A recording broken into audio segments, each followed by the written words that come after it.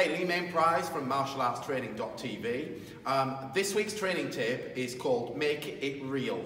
And through all my 20-30 years of martial arts training and martial arts teaching, you know, one of the big things that separates the students and one of the things that I really wanted to embed in students from the beginning is making practice real. So for example, classic example you would have is you would have people practice on the pads in a line, they'll come up, hit the pads, and then they're going to drop their hands, turn their back, and walk to the back of the line.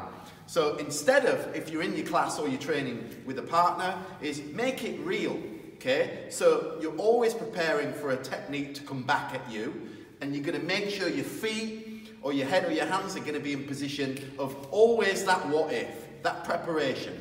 So if I'm going to hit something, I'm going to move back out of the way, okay, and be ready for the next thing, even though we're not even going to throw another technique.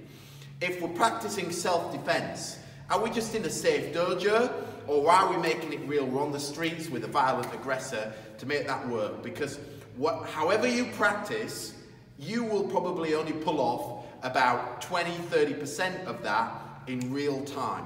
So whether you're training for sport, in the ring, or whatever it is, always make your practice real.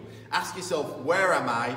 What am I training for from there? So everything you're doing, whether you're hitting the bag, you're not just showboating on the bag practicing, okay? You're actually, boom, you're moving, you're slipping. Every time you throw a shot, you're moving out of range, you're covering, you're preparing to counter. If it's self-defense, you're creating that scenario in your mind, that little bit of stress, that adrenaline, that testing, which is going to take you from practice to reality, which means you're going to have much more chance of pulling these things off. So whenever you train, make it real as possible, okay? Then that way it's going to work for you much better, okay? And the harder you train, the luckier you get.